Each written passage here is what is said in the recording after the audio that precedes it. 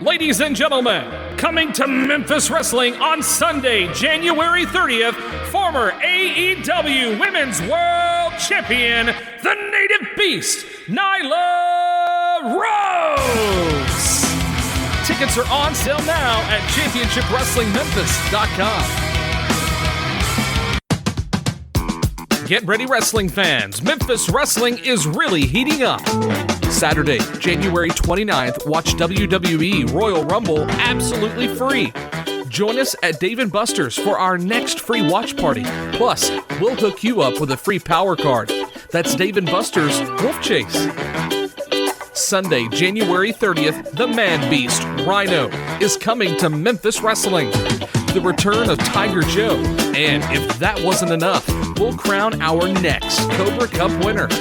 Tickets are available now in advance at ChampionshipWrestlingMemphis.com. Sunday, February 13th, celebrate 1 year with us. It's the Memphis Wrestling Anniversary Spectacular, featuring the Ring of Honor World Champion, Jonathan Gresham. Don't miss history being made at the Wrestle Center. All tickets and details are available right now at ChampionshipWrestlingMemphis.com.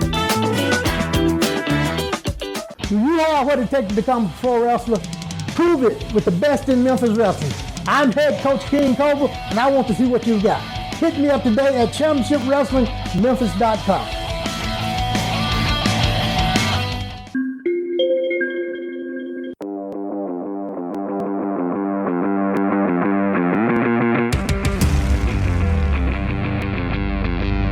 American Hostile Championship Wrestling returns to Malden, Missouri, February 12th to the Malden Community Center. That's 607 North Douglas Street in Malden, Missouri. Tickets are available ringside $10. General admission tickets are $8. Kids 5 and under are free. You get $1 off advance tickets. The show features Austin the Reaper Bolo, The Posse, Big Jack Parker Jr., Mid-America Champion Mark Southern Jr., Rude, Jason Bond, Derek, The King, Denzel Rollins, Big Mac, and many more. Card is subject to change. Be there February 12th, Malden, Missouri. For advance tickets, call 636-232-3313. That's 636-232-3313.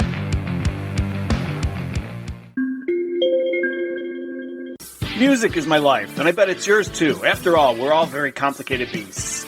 You're not just into wrestling, you're into other stuff too. And that's where the record store comes in. I've got 1,000 CDs or so, and I've been a rock fan for as long as I've been old enough to go to, well, the record store.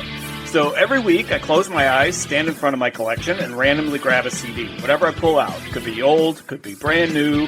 It's what I cover in that episode. It could be anything, from Asia to Yes, from John Cougar to Elton John, from Rumors to Weird Al's greatest hits. You just have no idea. I do a little bit of homework on the artist, talk about what they mean to me, and who knows, maybe I've had a chance encounter with one of them.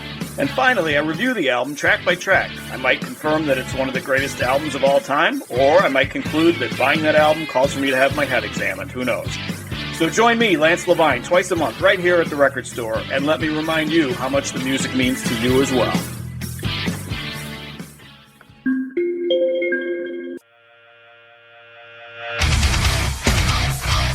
Hey, just a quick reminder, subscribe for $5, $7, or $10 at www.patreon.com/Shootin The Shiznit without a G. That's right, Shootin The Shiznit without a G.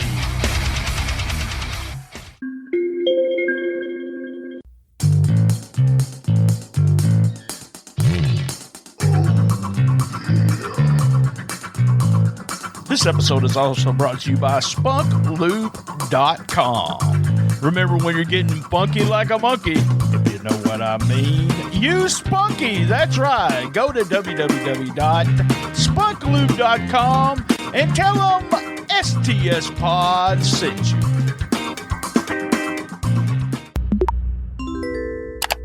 We can all help prevent suicide. The National Suicide Prevention Lifeline provides 24/7 free and confidential support for people in distress, and also prevention and crisis resources for you and your loved ones. Call 1-800-273-8255.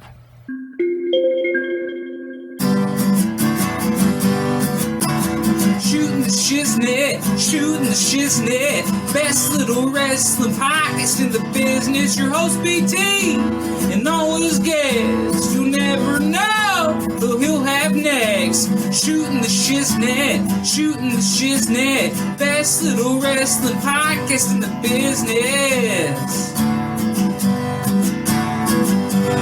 Shootin' the Shiznit. All right, guys, we're live from 304 Studios in Jonesboro, Arkansas. This is an STSPod .club production. I'm live. I'm BT, and up above me here is future Hall of Famer Scottie B and Andrew from the Newsstand versus Newsletter YouTube page, and soon to be here on the STSPod.club feed as a podcast. How the hell are you guys doing today? Good, really good. How are you? Doing good. Don't get too excited now. Come on. You gotta get excited. So I'm a little bit more excited than most of my guests anyway. But this show is Shootin' The Shiznit, where I grab somebody I don't know, or I grab somebody I've been knowing for years, and we just shoot the shit. But what I really want to do, I don't know you guys. I wanted to bring you on, talk to you about the basic stuff, and also my listeners. My general listeners that listen to everything we put on the feed, they don't know you either, so they'll get to know you. I'll get to know you, and then we'll start putting your podcast on our feed. So we got a few questions I want to do. We'll just do in round table format here. Just hit Scotty, you say something, Andrew, and I'll do another question back and forth to get to know you guys. So, Jared, introduce yourselves and tell us where you're from.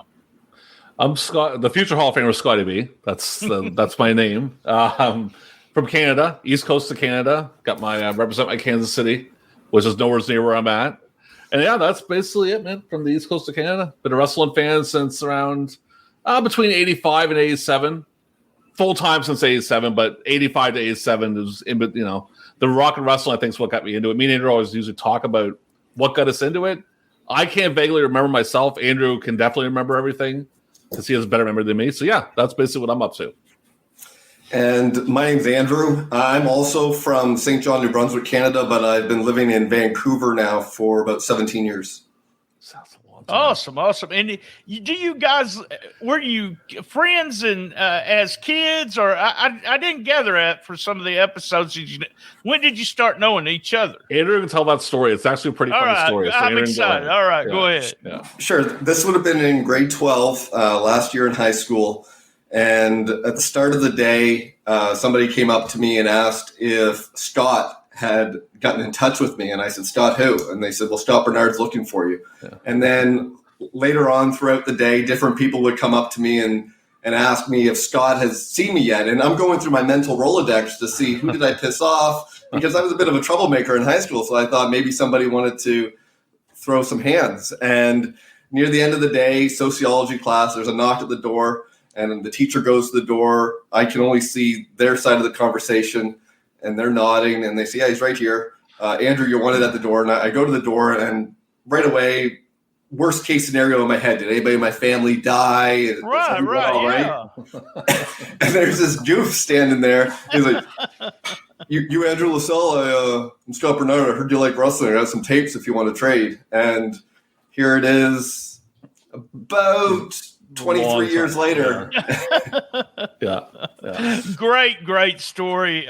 Trading tapes. Wow. See, you guys started being fans about the time I started being a smart fan. So I started getting the Observer in '86. I read the Observer during Christmas vacation, and I went back to school and I knew everything about professional wrestling from that point on. I felt like I did, because I knew so much more now than my classmates knew. I was like, man, I know everything. I know everything. And I'd always talk about stuff, from behind.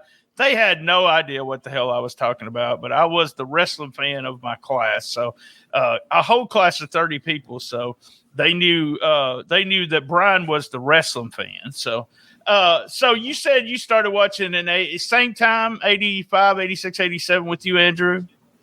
For me, it started because I used to be a big toy fan. He-Man's, G.I. Joe's, Commercial Brave Star, whatever it may have been. And I remember asking my grandfather to get me the latest He-Man figure. I think it was Faker or Manny Faces. And he came home with the LJN 8-inch Hulk Hogan. And I had seen them in the stores, but I didn't have any interest in them. But I opened it up, and it had that new toy smell, that rubber. And then I got Iron Sheik and Andre the Giant. And I remember going to a friend of the family's place around November. It was right after the Santa Claus parade.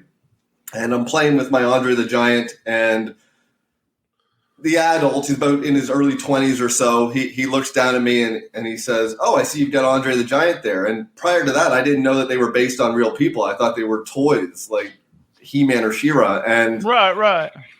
As a young boy, there's nothing more you like than the acceptance of an adult. I think that's why so many young boys get involved in sports, so that adults can talk to them like they're humans as opposed to babies. And I became the wrestling guy in my school. And it wasn't Observers. It was PWIs, the Wrestlers, Wrestling Main Events, Wrestling Eyes. It was the wrestling magazines. And I felt like I had the inside scoop and knew a little bit more about wrestlers, their previous names, their actual hometowns, sometimes even their real names. Okay, add to that too, by the way, just to quickly jump in. Because when me and Andrew first met, we met in high school, became friends right away, and we hung out a lot. There was a mall right by our school. And the last semester of school, I had one class a day. I don't know how many classes Andrew had. But we would literally hang out uptown in the mall, talking wrestling literally all day. That's all we did was talk wrestling all day. And then he got ECW. He got the ECW at 8 Seinfeld. I think it was Cyber Slam. And I remember going to his place in the afternoon to watch it. First time seeing ECW. And it was just like mind-boggling. So, yeah, we were connected pretty quick to our wrestling fandom. It was pretty fast. You know, and that's what the guy that does the podcast with me, he's from Chicago, and we become friends because of Observer and then going to some wrestling cons. I mean, and it's weird that the fandom brought us all the way back together to be friends again because of Facebook.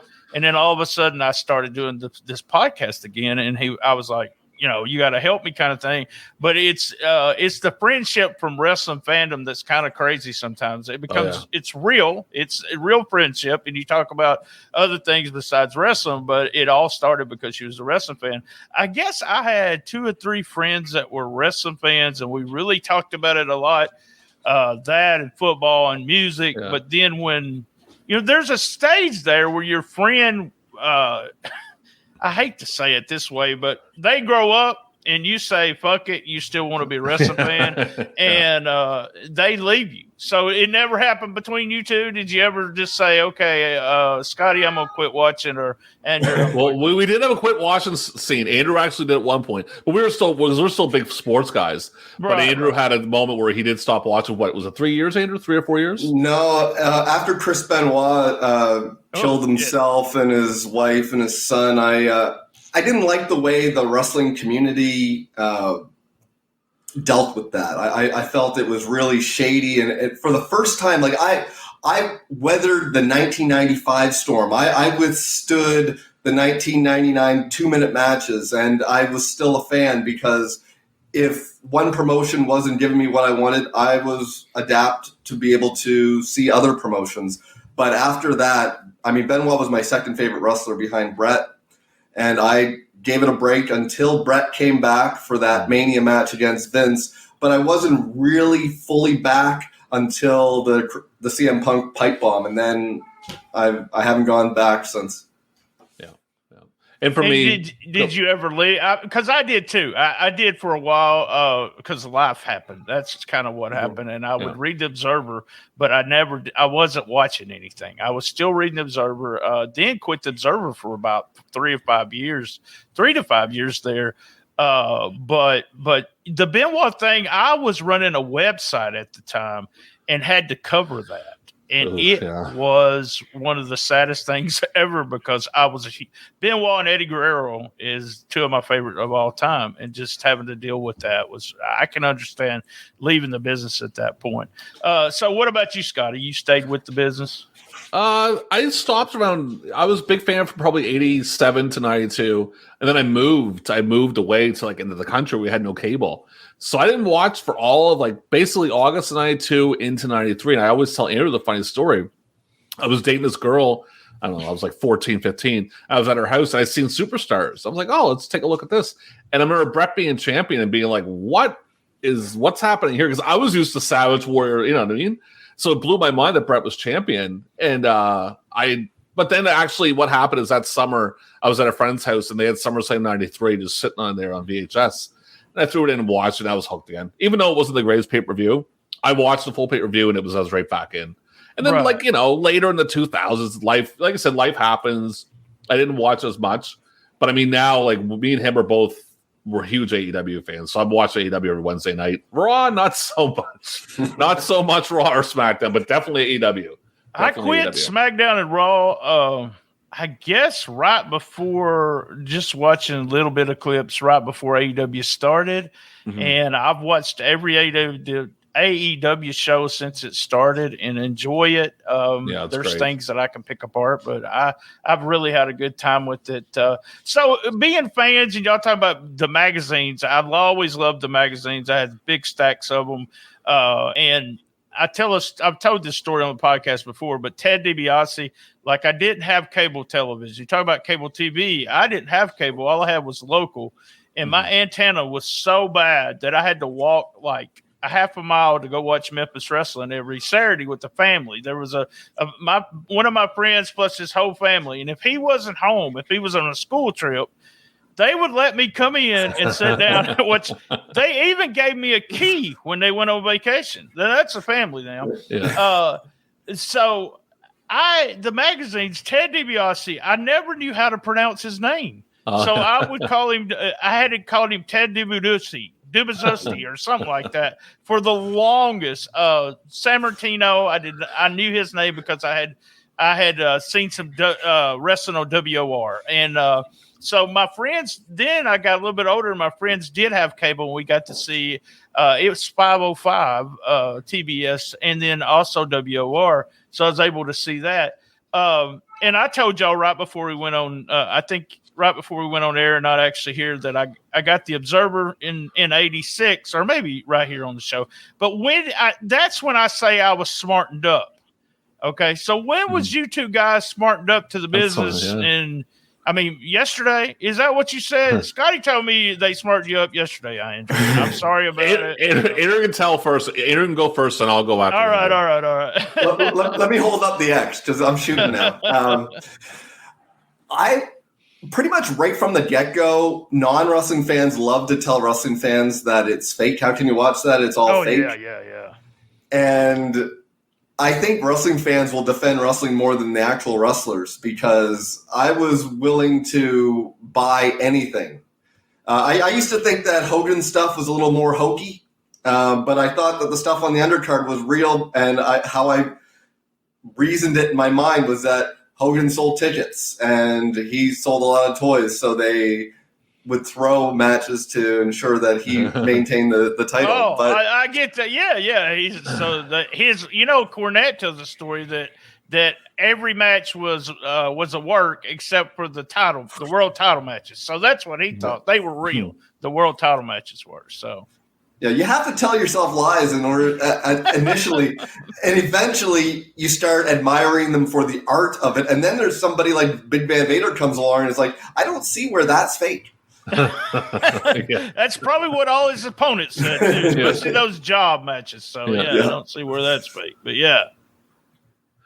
So, but when did you start getting Observer and start seeing some inner workings, or was it the websites first? Because y'all guys are at the age where the kayfabe websites started popping up all over the place, saying, inside terms and all that kind of stuff.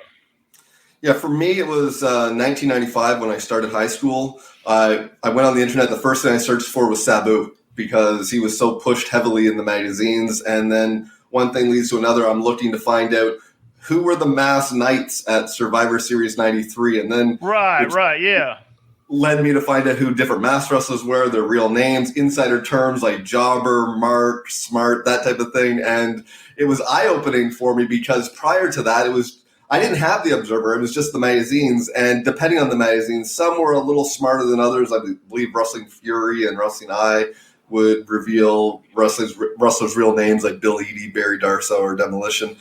but they still kept kayfabe with regards to the results of the matches, and then just being online, hearing the term job or puts this person over or they're getting a push, and just through context clues figuring out what it meant. And it didn't diminish my fandom. If anything, it made me a bigger fan because it made me appreciate the guys that made it a little bit easier to suspend your disbelief. What about you? Did you, and that's where after I was smartened up, I wanted to learn everything. It's not only that I smartened up, it's that at that point, oh, wow. And there's psychology to it, and there's this, and there's that. But that's the way I was. What about you, Scotty? I didn't know wrestling wasn't real. What's going on here? It's not real. They tell that story. Tiger Mask tells the story in his Breaking Kayfabe book that he didn't know till his first match. Yeah. And that's crazy. That's real crazy. For me, there's a few things. I think like early 90s, I kind of clicked in pretty quick. My sister was a tormentor. I remember her telling me, I remember vividly her saying to me, who in the hell would name their kid the Honky Tonk Man? Think about that. You know how stupid that sounds? But we fight back and forth. She's 2 years older than me. But like, I think around 90, I pretty much caught on and I mean, the PWI would tell you it's not, they would kind of give you an idea it wasn't fully real. But again, like once I got the internet in 95, 96, it was all about the websites. And I remember I went to some really bad websites originally. I don't know when I found the Observer, but I remember going to like different ones. I got the internet right around the time the NWO angle was going on, when the third man was coming in. Oh, wow. So I was searching. Yeah. I was searching. Like I remember like Mabel, Davey Boy Smith, like all the names they were dropping, and to kind of veer off. When Hogan came out, I was a big Hogan guy, and I was like, wow, I watched this. Like I don't know if you guys had it where you're at, but we had Scramble Vision, where it'd be like you could hear it but you couldn't see it. Oh yeah. That's how I watched it. Yeah. If you had cable, see, like I said, all I had was an antenna. So let's take a quick commercial break, and we'll be right back with Scottie B and Andrew from News. I always do this wrong in my mind. It's Newsstand versus Newsletter. There you go. Are you enjoying the episode? Well, Cash App us. That's right. $BTSTS. You don't have Cash App? Download it and get $5. That's right. $5. That's $BTSTS. $BTSTS.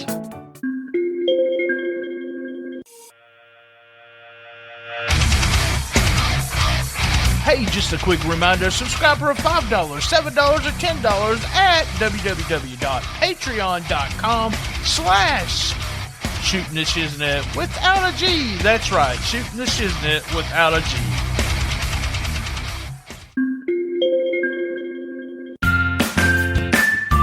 Hey, use our Uber Eats code EATS-Brian T 24790UE. That's Brian T 24790UE. Use that code and get $20 off a $25 order. Hey, I just want to take a moment to tell you about Athletic Brewing Company. This might sound strange to some people, but ABC makes non-alcoholic brews. That's right. I like to taste the beer with my food, but not the alcohol.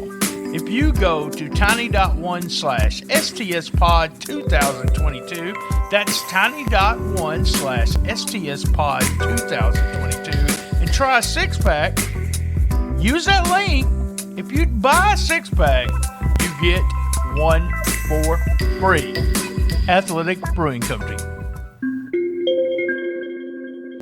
American Hostile Championship Wrestling returns to Malden, Missouri, February 12th to the Malden Community Center. That's 607 North Douglas Street in Malden, Missouri.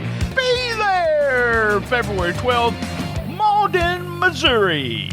For advance tickets, call 636-232-3313. That's 636-232-3313.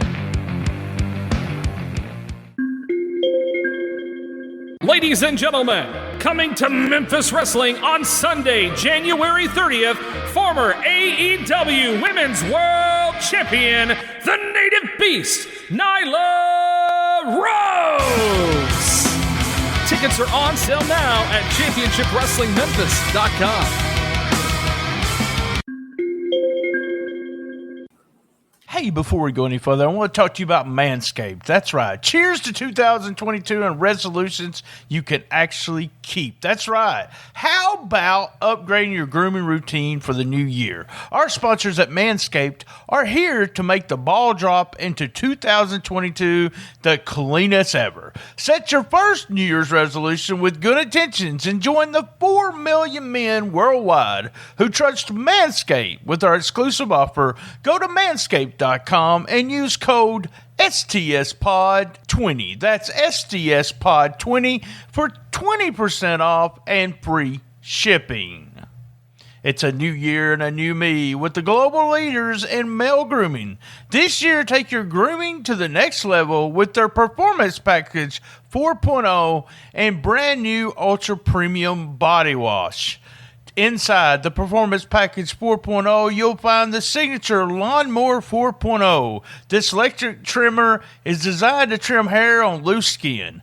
The advanced skin-safe technology reduces cuts and nicks all over. It also comes equipped with a 4,000K LED spotlight that will shine a light to the promised land 2022 looks to be. That's right. Have wild hairs coming out of your nose and ear?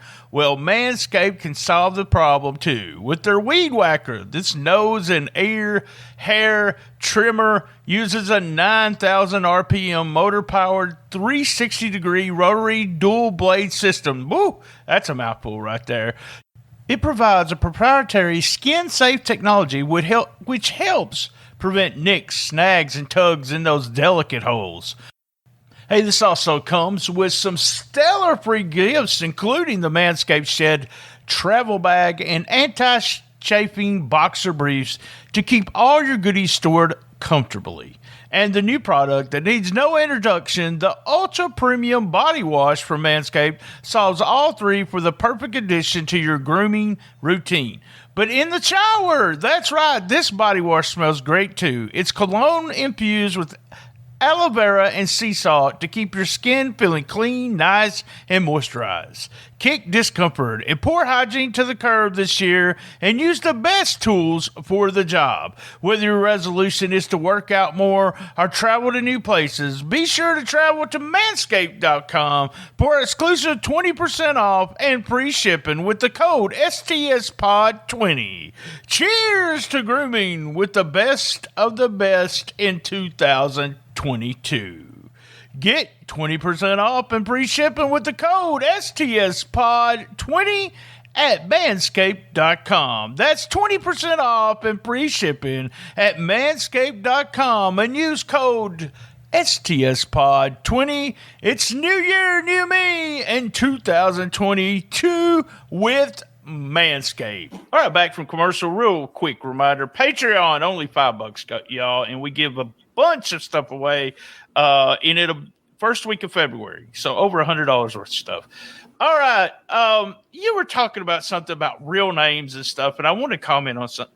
That was a big deal to me, Andrew, to know the real name of the wrestlers. I thought that was the coolest thing in the world. I had a little notebook that had the wrestling name in parentheses, put their real name. And it's the funniest thing because when I got in around the business taking photographs, you're talking about honky tonk, man. It was no one referred to each other by their real names. Yeah. I mean, I was a manager, and I know y'all guys didn't know that, but I was a manager around the Memphis area, and my gimmick was Coach BT. And everybody called me Coach. Coach. Never Brian, never use my name, Coach. No. And we refer to the guys, and never do we call them by their real name. Never. It's so weird that was such a fascination with all us people on the outside. But after you get on inside the dressing room, no one's going to run around calling CM Punk Phil. Hey, yeah. Phil, come. That's just, it's really weird. And it's different in the wrestling business, any other entertainment business, because you're not going to call, Arnold or Sly, maybe call him Rocky. I don't know, but you're not, Sly. You're not going to call them by their character names. So it's really, really strange. Yeah. So as a fan, I love asking this question. As a fan, who you mentioned Brett, so I'm assuming he was one of your favorites. What about you, Scotty? Who were your favorites growing up? Big Savage guy.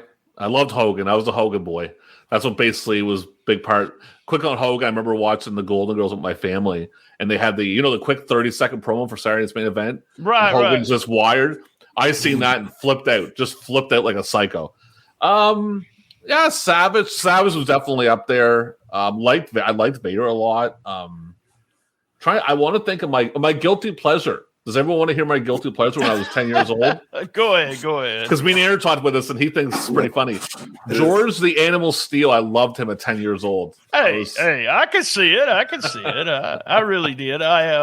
What about you? You said Chris Benoit and Bret Hart.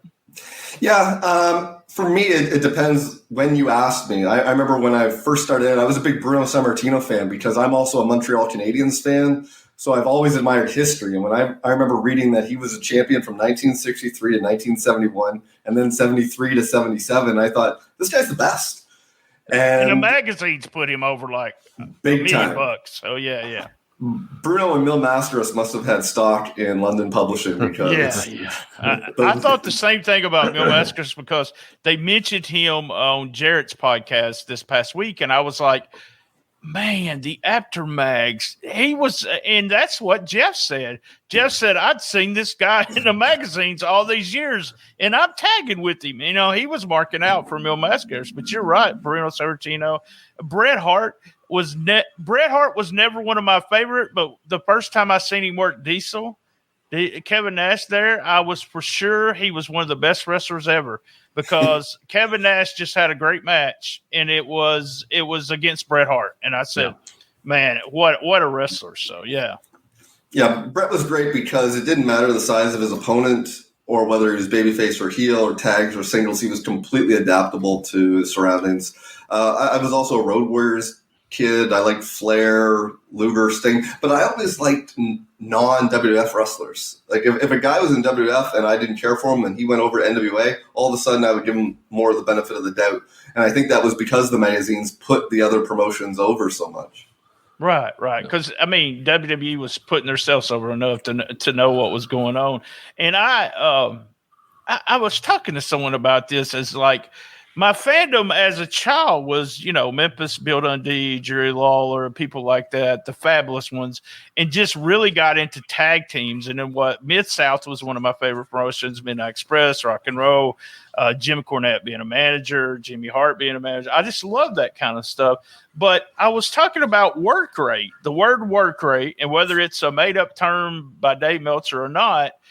At some point during my fandom, I could not like a wrestler, like you just said, George Animal Steel. I could not like a wrestler unless he was a good wrestler. He was a good worker. Yeah. Of all things you think about it, you talk about Hogan so over. How can I not like this guy? But I was a Flair guy, or Dusty. You can't like Dusty because Dusty's not a good worker. But I think I've come full a circle there because I can watch matches that may not be great wrestlers, but I like them for the storyline and all that stuff. So when did you decide, that some of the wrestlers that you had been watching and admiring really sucked in the ring? For me, is that me or Andrew? Yeah, either one, both of you. Okay, so go ahead. I'll jump in. All right. For me with Hogan, I think it was like 91. I realized this guy kind of sucks. And then like 92, 93. And I loved Hogan as a heel. Hogan as a heel was awesome in 96, 97. Got really bad in 98, but the first year or so with him as a heel. I don't think Savage started sucking at the end of WCW. He was good right to that point. So yeah, it just depends on the guy. Like Hogan, 90, 91. I think after the Warrior run, I realized this guy, for me, it's almost like the same thing Andrew was saying. Like, I got the LJNs young, too, and I watched the cartoons, so seeing Hogan in real life was huge to me because it's like, oh, my God, my cartoon hero is coming to life. So, 87, 88, 89, I loved Hogan. But even 89, he started getting stale at that point for me, too, after winning. So, yeah, that was around that time for me. See, for me, I think I always had really good taste in professional wrestlers. Thanks. Like, there would be some odd ones here and there. Like I remember 1989 Smash was probably my favorite wrestler, but he wasn't bad. No, good tag team guy. Yeah. Yeah, and I think it's a combination of the Benoit thing and also Misawa, and the fact that all of a sudden you start to appreciate other things about pro wrestling. Dusty being able to talk them into the building, Nash being able to con promoters out of money. You just looked at things differently, and so you start saying, I appreciate guys that work smarter, not harder. I like a guy like Steven / William Regal, who's able to do everything on the mat. He doesn't have to go to the top rope or to the outside to make a compelling match, and that kind of goes forward. Andrew, I hate to tell you this, and you probably hate me for saying this, but we do a show that we hadn't done in a long time, but it's called "Was It Really That Good?" Man, Regal is boring as hell now. So I just let you know, I'm so sorry, but he's boring as hell now. So it's one of those things where when you go back and watch something that you were watching as a kid, it's not always as good. I disagree 100%. All right, go back and watch it. But yeah, I mean, that's for me. Savage is a great story because I saw Savage during some of his first matches with Memphis Wrestling locally. And guess who was above the heel dressing room sitting there waiting on him to come out every night? Is it BT? Elizabeth. Oh, okay. Yeah, cool. She was sitting in the stands, and we always made, me and my friend always, Lynn, me and him would always go. We were 17, 18 years old, I believe, but we had people buy us beer.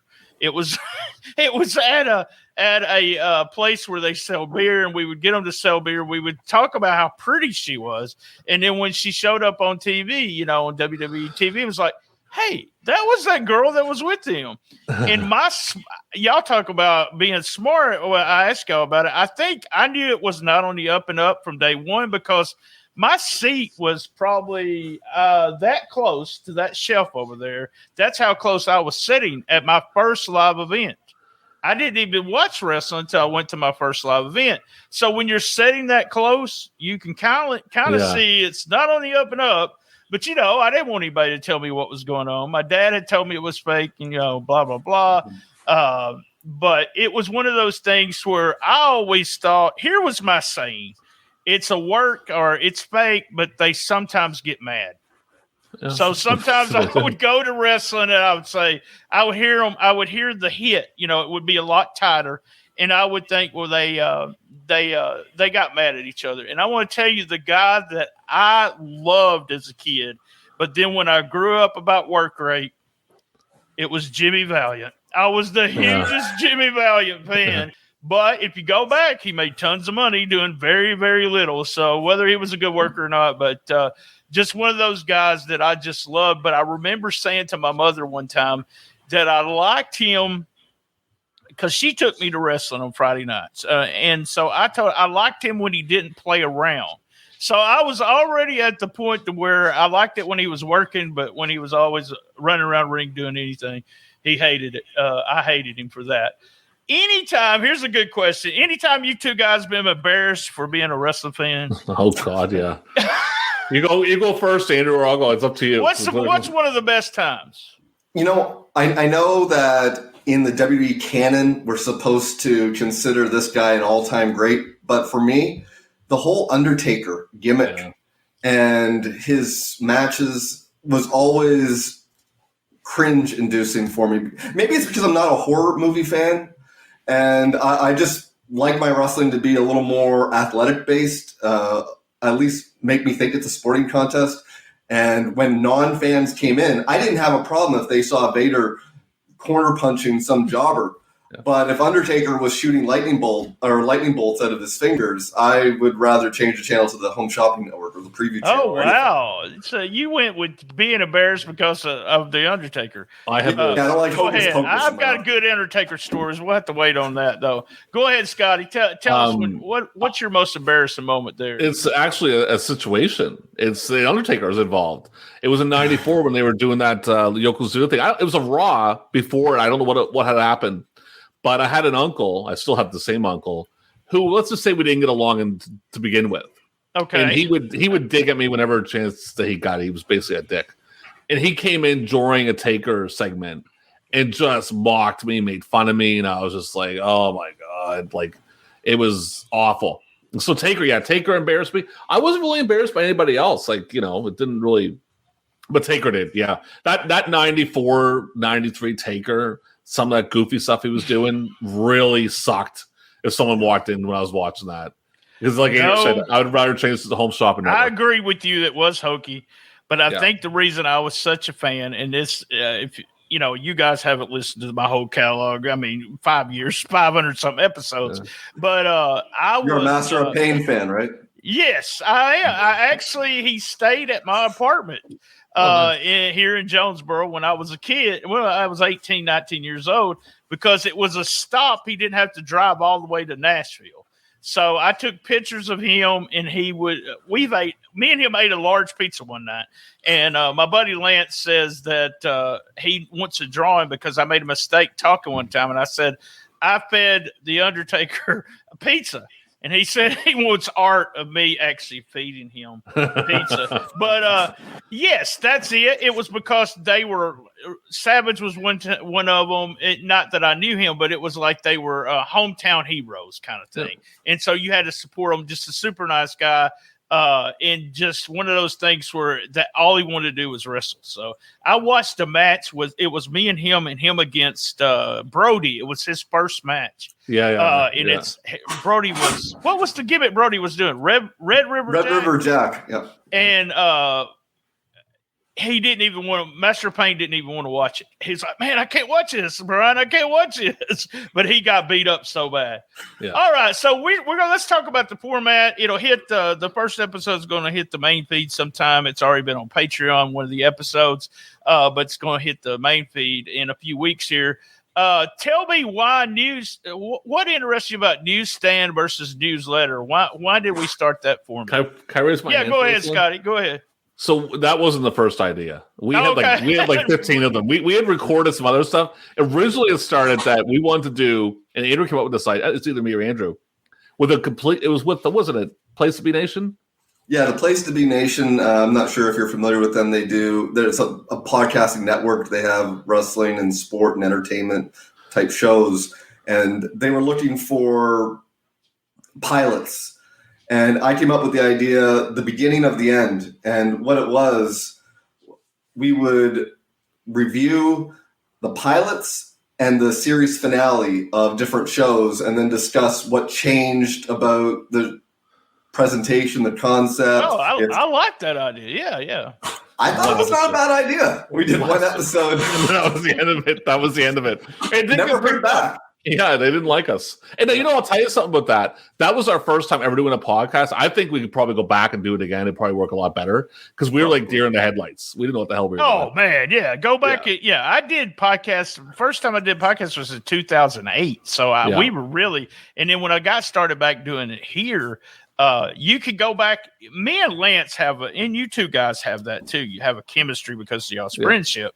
We have a chemistry, but boy, you can really some of the first episodes. It's just like, brutal. Oh, what the hell? Like you're strangers. Yeah. But we really have a hell of a chemistry. But some of the guests, like I one of my favorite guys. I'm making this all about me, but is Johnny Carson. So I grew up watching Johnny Carson. So and Kevin Smith. So it's kind of the combination of both. So when I'm interviewing somebody, really, you guys in my imagination is you're sitting right here next to me, and I'm behind the desk and I'm getting to tell jokes and we're all talking. But man, when you have people that don't talk, you guys are easy to talk to. But then you have people that don't talk. And then I got started because I talk too much. I love to talk. Yeah. So let the guests talk is what some of my first stuff. But yeah, that's a great idea, and it especially would have been fun with sitcoms because also it was. That's what we started with. Really, I'm a huge sitcom fan. I'll even watch ones that are god awful horrible just because I love that. But the first episode of a sitcom, the pilot episode usually is so god awful. And then if you go all the way to the end and they got 3 or 4 seasons out of it, then the last episode is usually really good. So great idea. We did. So how did it morph to this? How did it morph to Newsstand and versus Newsletter? After that, we started doing watch-alongs, but we couldn't put that out because we kept getting hit with copyright. Right. And then we were just talking one night on the phone, and we were just trying. And I think I came up with the idea. I don't want to take all credit, but one of us did, and said, let's compare the magazine awards to the Observer Awards because they were always so different. Like the difference was ridiculous. Oh, yes, very much so. Very much so, yeah. So we did the first, I don't know what, we did a couple audio ones, and I lost the password to the YouTube page. So we had to go back and redo them. We just redid it 84. We already done it 84 before, but we redid it. So yeah, I mean, it's something that, and Andrew can confess that he's more of keeping an eye on how many views we get. Some of them don't get many. What was our biggest view, Andrew? What year was it? Our biggest view is 92. We have 121 views for that. Hey, you got to start somewhere, and it's the same thing with. I remember being excited about 17 downloads a day, and I was like, it's. And the thing about it is, I was told, and he didn't tell me, but I was listening to his podcast, and Vince Russo said after the 5th year. And we really saw something from all of year 4 into this 5th year now where there's so many people discovering us. And I think because we're still there, there's so many podcasts that do 1 episode. I think they said 10 episodes is the most number that people do, and then they're gone before the 10 episodes. So the reason I'm going to do your episodes the way I got to make sure I got at least a year's worth. So I'm only doing. Oh yeah, you will. Y'all get way ahead of me. What we'll do is just make sure we got at least a year. I do something called Observing the Observer, which is kind of close to what y'all do. But what we do is we will take a pay-per-view and see what Dave thought about it.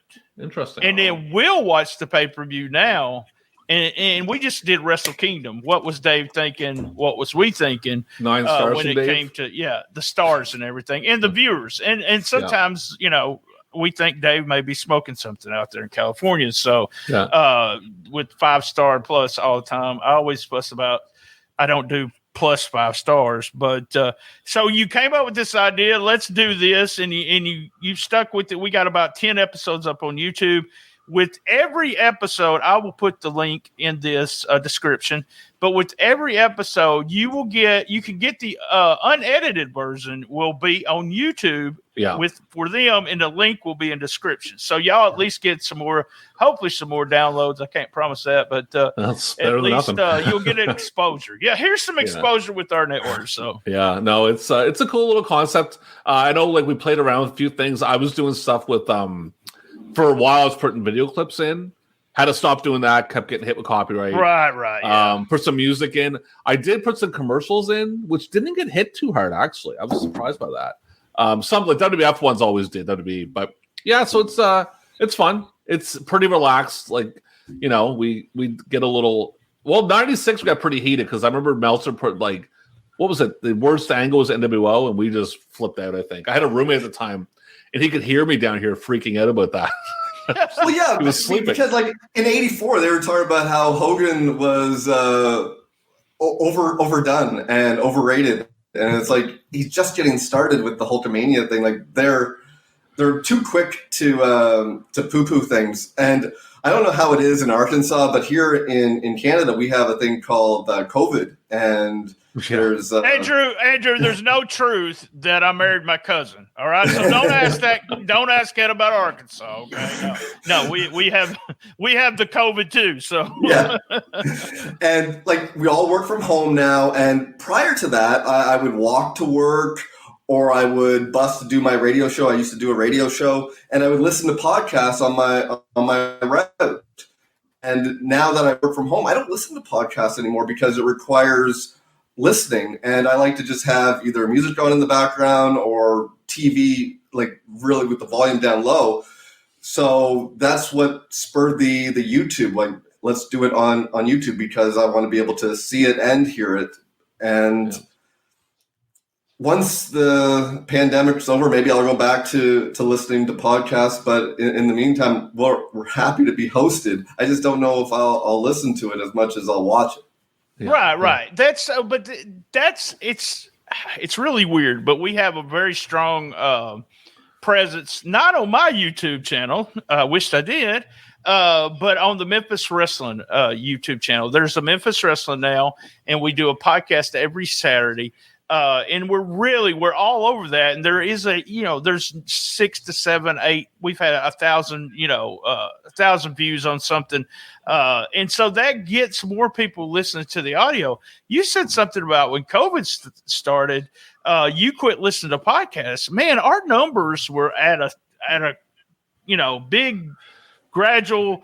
We're gonna get this number this year. We're doing really. When COVID first started, that habit of listening on the way to work and all of that killed our numbers. I thought, what the hell? Everybody's at home. We're never going to get these numbers back. We came back strong, but it's the idea. It's a habit. You listen. When do you listen? When do you have time? And how many you listen to? And I thank people all the time for listening to us, but I think they're going to like y'all's addition to what you do here. Y'all have a chemistry. I think I grabbed y'all from pro wrestling and whatever. John McAdam, me and John's been friends forever. I was his Memphis Wrestling videotape supplier that Tony Khan got from John McAdam, by the way. I still got heat with John for that now. But that is one of those things where I just saw it, went to it, and didn't even – I listened kind of in the background, but it was y'all's chemistry that I liked about the podcast. Nice. I was like, these two guys, blah, blah, blah, they're fun to be around. I think my people will like you. The Patreon people voted for y'all to, we like it, but we want to know who the hell they are. Who is Scott? Who's Andrew? What are these? Who the hell? Where are they from? So that was one reason to bring you on, but that was my thing was they got chemistry and I love the idea. So it's kind of one of those things where I get to listen to it, but it's part of the work too. And then I'll edit what I want out and then I'll put it on the main feed. But it's kind of a guilty pleasure for me to be able to listen to all the episodes. And I'm a podcast listener. There's only one that I watch, a comedian one, because they show clips. And I hate people that show cclips on an audio podcast that you have no idea what the hell they're talking about.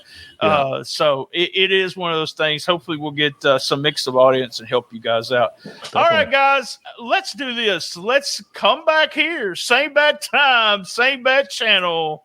Thank you guys for joining us on the best little wrestling podcast in the business. Be there. And as everyone knows, and Scottie and Andrew are going to know now, I love my mama. Just like Thanks. Mr. T. Just like Mr. T. Thank you. Ladies and gentlemen, coming to Memphis Wrestling on Sunday, January 30th, former AEW Women's World Champion, the Native Beast, Nyla Rose. Tickets are on sale now at championshipwrestlingmemphis.com. Get ready, wrestling fans. Memphis Wrestling is really heating up. Saturday, January 29th, watch WWE Royal Rumble absolutely free. Join us at Dave & Buster's for our next free watch party. Plus, we'll hook you up with a free power card. That's Dave & Buster's Wolf Chase. Sunday, January 30th, the Man Beast, Rhino, is coming to Memphis Wrestling. The return of Tiger Joe. And if that wasn't enough, we'll crown our next Cobra Cup winner. Tickets are available now in advance at championshipwrestlingmemphis.com. Sunday, February 13th, celebrate 1 year with us. It's the Memphis Wrestling Anniversary Spectacular, featuring the Ring of Honor World Champion, Jonathan Gresham. Don't miss history being made at the Wrestle Center. All tickets and details are available right now at ChampionshipWrestlingMemphis.com. Do you have what it takes to become a pro wrestler? Prove it with the best in Memphis wrestling. I'm head coach King Cobra, and I want to see what you've got. Hit me up today at ChampionshipWrestlingMemphis.com.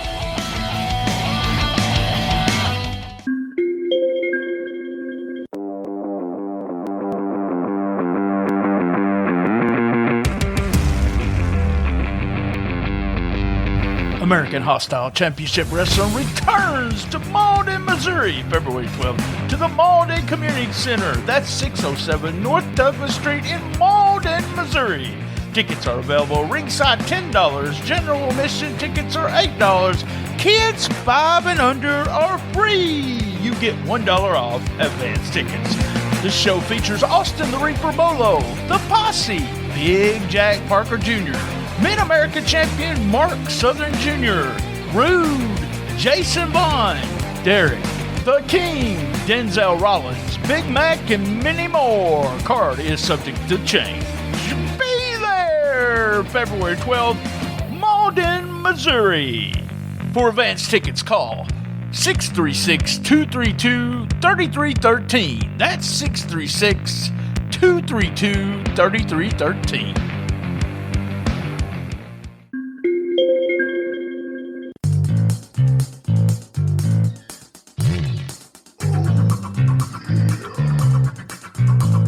This episode is also brought to you by SpunkLube.com. Remember, when you're getting funky like a monkey, if you know what I mean, use Spunky. That's right. Go to www.spunklube.com and tell them STSPod sent you.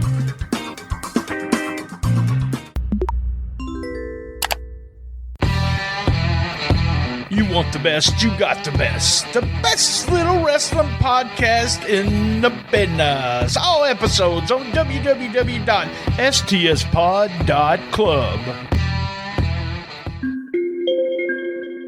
Did you enjoy that episode? Cash App us at $BTSTS. If you've never downloaded the Cash App, download it today. You'll get a free, that's right, a free $5 for using the code $BTSTS. That's $BTSTS.